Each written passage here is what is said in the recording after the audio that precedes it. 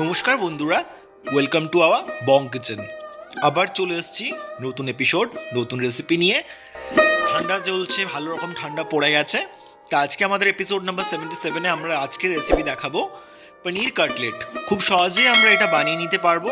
খেতেও খুব মুচমুচে ক্রাঞ্চি হয়, টেস্টটা ভীষণ সুন্দর। শীতকাল, তাই এই ধরনের রেসিপি কিন্তু বেশি আসবে।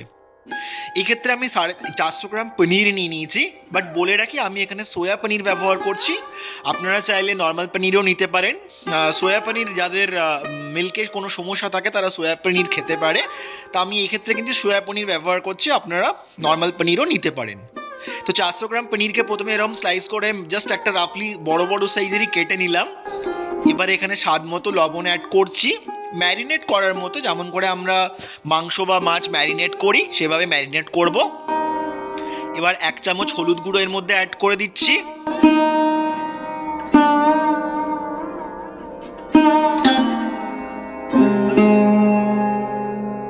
এবার 1 চামচ জিরে গুঁড়ো অ্যাড করে দিচ্ছি।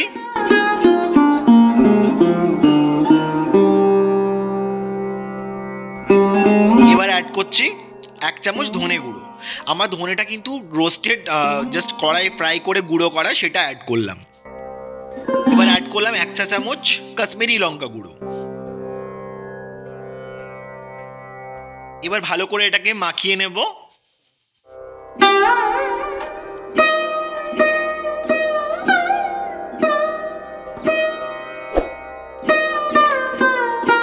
আচ্ছা, আপনাদের যদি ভিডিওগুলো ভালো লাগে প্লিজ লাইক শেয়ার সাবস্ক্রাইব করে পাশে থাকুন, আর কেমন হয়েছে কমেন্টে জানাতে কিন্তু ভুলবেন না। দেখুন আমাদের ম্যারিনেট করা হয়ে গেছে। এবার আমরা 3টে মাঝারি সাইজের সেদ্ধ আলু নিয়ে নিলাম। এটাকে আমরা গ্রেট করে নেব। আশা করি এটাতে বোঝানোর কিছুই নেই, এইটা সবাই পারবেন গ্রেট করতে, তাও আমি একটু দেখিয়ে দিলাম। গ্রেট করলে কোনো দানা থাকবে না, তাই অবশ্যই গ্রেট করবেন, চটকে নেবেন না। এবার আমরা কড়াইয়ে 5 টেবিল চামচ রিফাইন্ড অয়েল দিয়ে দিলাম। অয়েলটা কড়াইয়ের চারিদিকে আগে ছড়িয়ে নিলাম। প্রথমে ম্যারিনেট করে রাখা পনিরগুলোকে হালকা ফ্রাই করে নেব। খুব বেশি ডিপ ফ্রাই করার দরকার নেই, হালকা ফ্রাই করলেও চলবে। ইভেন অনেকে ফ্রাই না করেও ইউজ করে, বাট আমি বলবো ফ্রাই করলে টেক্সচারটা ভালো আসে, টেস্ট ভালো আসে, তাই পারলে ফ্রাই করে নেবেন।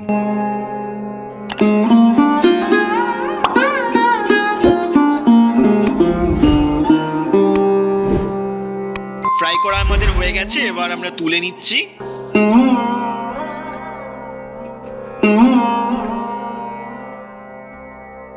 এবার আমরা ওই তেলের মধ্যেই 1 চা চামচ চিলি ফ্লেক্স অ্যাড করে দিলাম। এবারে দিচ্ছি 1 ইঞ্চি আদা কুচি।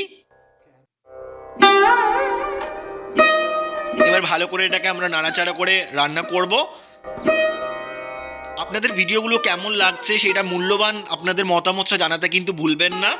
আর যদি কোনো স্পেসিফিক রেসিপি আপনারা দেখতে চান সেটা অবশ্যই কমেন্ট করে জানাবেন। এবার অ্যাড করছি আমরা 1 চা চামচ জিরে গুঁড়ো, 1 চা চামচ ধনে গুঁড়ো দিয়ে আবার আমরা নাড়াচাড়া করে নেব। এবার আমরা অ্যাড করছি 1 চা চামচ হলুদ গুঁড়ো। এই পুরো রান্নাটা কিন্তু মিডিয়াম টু হাই ফ্লেমে হবে, এখন লো ফ্লেম করবেন না। এবার একটু চিনি অ্যাড করে দিলাম, তবে খুব বেশি হাই ফ্লেম করবেন না, তাহলে মশলাটা জ্বলে যেতে পারে। মিডিয়াম ফ্লেম রাখলেই চলবে। এবার আমরা আমাদের গ্রেট করে রাখা আলু সেদ্ধটা অ্যাড করে দিলাম। তারপর আলুটা ভালো করে এর মধ্যে আমরা নাড়াচাড়া করে মিক্স করে রান্না করে নেব।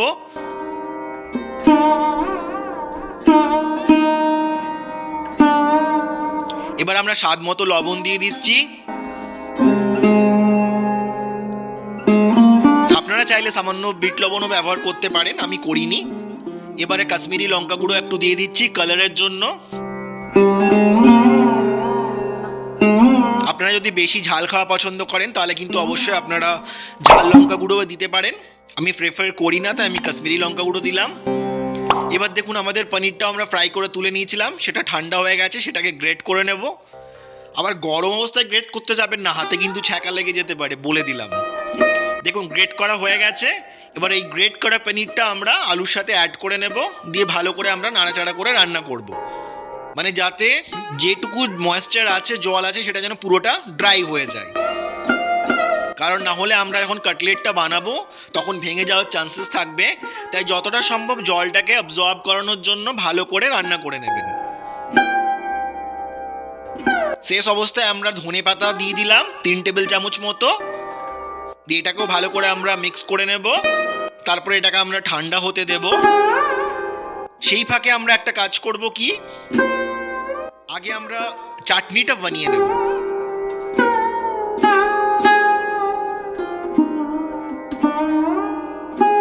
চলুন এটা ঠান্ডা হোক, সেই ফাঁকে আমরা চাটনিটাও বানিয়ে নিই। লাস্ট রেসিপিতে আমি সিঙ্গাড়ার চাটনি বানিয়ে দেখিয়েছিলাম, এবার কাটলেটের চাটনি বানাবো, সেটা অন্যরকম প্রসেসে। তবে কাটলেটটাকে যে প্রসেস সবাই ব্রেড ক্রাম্ব দিয়ে কোট করে, আমি ব্রেড ক্রাম্ব দিয়ে কোট করব না, আমি ডালমুট দিয়ে কোট করব। একটু নতুন ধরনের খেতে হবে, খেয়ে দেখবেন। তাই 5 টাকা দামের আমি 6খানা প্যাকেট নিয়ে নিয়েছিলাম ডালমুটের। সে ডালমুটটা এখানে আমি একটা বোলের মধ্যে নিয়ে নিলাম। সেটাকে আমরা গ্রাইন্ডারে গ্রাইন্ড করে জাস্ট একদম একটা পাউডারের মতো বানাবো না, পুরোপুরি একটু দানা দানা রাখবো। দেখতেই পাচ্ছেন কেমন হয়েছে, এরকম ভাবে করে নেবেন। এইটা দিয়ে আমরা কোটিং করব। আচ্ছা, আমরা আগে পুরো এটা দেখলাম মোটামুটি ঠান্ডা হয়েই গেছে, তাই এটাকে আমরা রান্না করেই নিচ্ছি, মানে মিক্সচারটা রেডি করে নিচ্ছি, তারপর আমরা চাটনিটা বানাবো। তো এর মধ্যে আমরা ব্রেড অ্যাড করছি 3টে, দেখে নিন 3টেই দেবেন, 3-এর বেশি কিন্তু দেবেন না। ব্রেডের এজগুলো আমরা বাদ দিয়ে দিলাম, দিয়ে ব্রেডগুলো টুকরো করে এটার সাথে মিশিয়ে ভালো করে মেখে রেডি করব।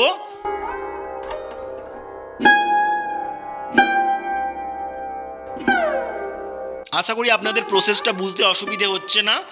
ভিডিওটা বড় হচ্ছে, কিন্তু আপনাদের বোঝার সুবিধার্থে আমি প্রত্যেকটা স্টেপ ক্লিয়ারলি দেখাচ্ছি, যাতে আপনাদের বুঝতে কোনো অসুবিধে না হয়। আমি কোনো স্কিপ করার চেষ্টা করিনি, কোনো স্টেপ, প্রত্যেকটা স্টেপ আপনাদের দেখিয়েছি। এবার এখানে আমরা 2 টেবিল চামচ সুজি অ্যাড করে দিলাম। দেখুন সুজিটার মধ্যে কাজটা কি, খুব বেশি সুজি দেবেন না, একটুখানিই দেবেন। যেটুকু ময়েশ্চার থাকবে, যেটুকু জল থাকবে, সেটা কিন্তু সুজিটা টেনে নেবে। তাই সুজি দিয়ে এটা বানানোর পর এটাকে একটু রেস্টে রেখে দেবেন, যাতে যেটুকু ময়েশ্চার আছে সেটা যেন সুজিটা টানার সুযোগ পায়। সেই ফাঁকে আমরা যেটা বললাম, আমরা চাটনিটা বানিয়ে নেব। কড়াইয়ে আমরা সর্ষের তেল দিয়ে দিলাম 1 চিমটে, তার সাথে 1 চা চামচ সর্ষে বা মাস্টার্ড সিডস, তারপর চিলি ফ্লেক্স, এটাও 1/2 চা চামচ দিলাম। এটা কিন্তু সিঙ্গাড়ার চাটনির মতো হবে না, এটা সস দিয়ে বানানো হবে। এবার 5 টেবিল চামচ টমেটো সস দিলাম, কারণ এটা ওই চাটনি দিয়ে ভালো লাগে না খেতে, এটা এই টাইপের চাটনি দিয়ে ভালো লাগে, তাই চাটনিটা একটু ডিফারেন্ট ওয়েতে হবে, আর এই চাটনিটা কিন্তু একটু ঝাল হবে। এবার অ্যাড করছি এক টেবিল চামচ রেড চিলি সস, এবার 1 টেবিল চামচ গ্রিন চিলি সস। এবার আমরা ভালো করে মিক্স করে নিচ্ছি। এবার আমরা অ্যাড করলাম 1 টেবিল চামচ সয়া সস। আশা করি এগুলো সবই আমাদের বাড়িতে অ্যাভেলেবেল থাকে, তো খুব একটা কমপ্লিকেটেড নয়। আপনারা চাইলে তেঁতুল দিয়েও চাটনি বানাতে পারেন, বাট এই চাটনির টেস্টটা বেশি ভালো হবে এই রেসিপিটার সাথে। সাথে আমরা 1/2 কাপ জল দিয়ে দিলাম। জলটা আমি সসের বাটিটাকে ভালো করে ধুয়ে দিয়ে দিয়েছি, যেটুকু লেগেছিল সেটা যেন ওয়েস্ট না হয় সেটাও অ্যাড করে দিলাম।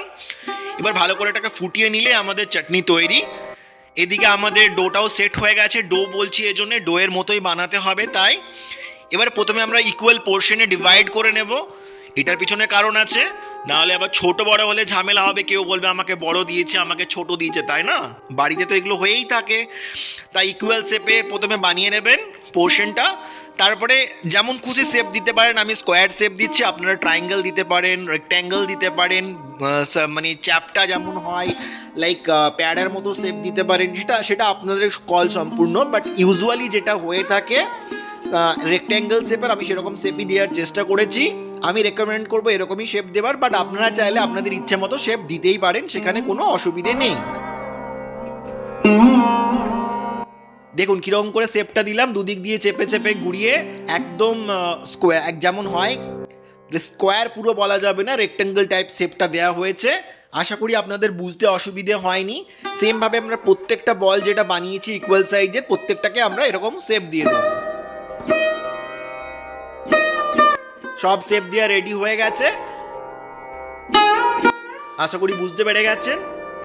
এবার পরের প্রসেসে এবার আমরা 4 টেবিল চামচ ময়দা নিয়ে নিয়েছি, সেটাকে জল দিয়ে ভালো করে গুলে একটা বেটারের মতো বানাবো। একটু থিক, খুব থিন কিন্তু হবে না, হালকা থিক হবে।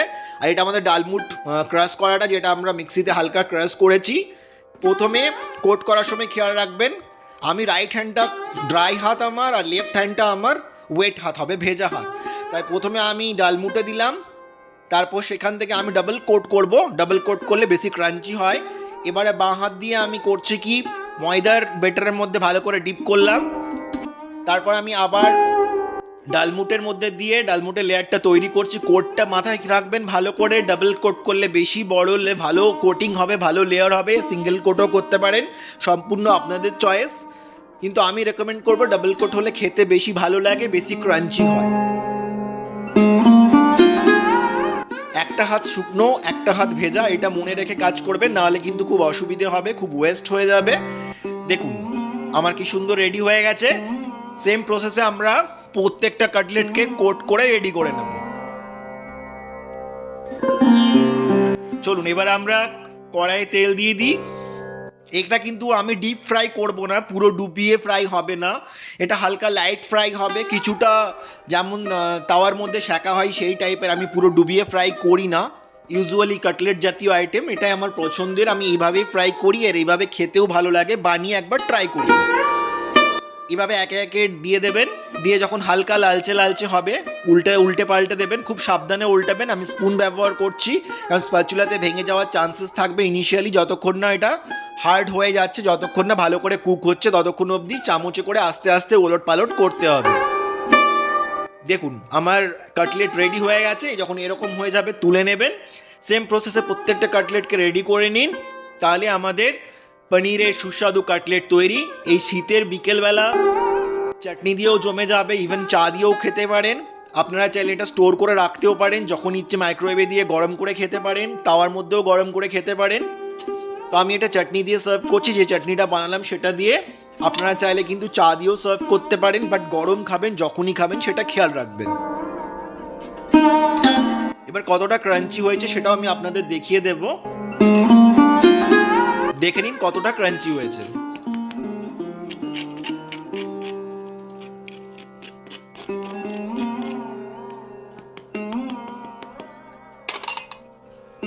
আশা করি বুঝতে পারলেন। ভিডিওটা ভালো লাগলে লাইক শেয়ার সাবস্ক্রাইব করে পাশে থাকবেন। দেখা হচ্ছে পরবর্তী রেসিপিতে, পরবর্তী কোনো ভিডিওতে, পরবর্তী রেসিপির সাথে। ততক্ষণ ভালো থাকবেন, সুস্থ থাকবেন।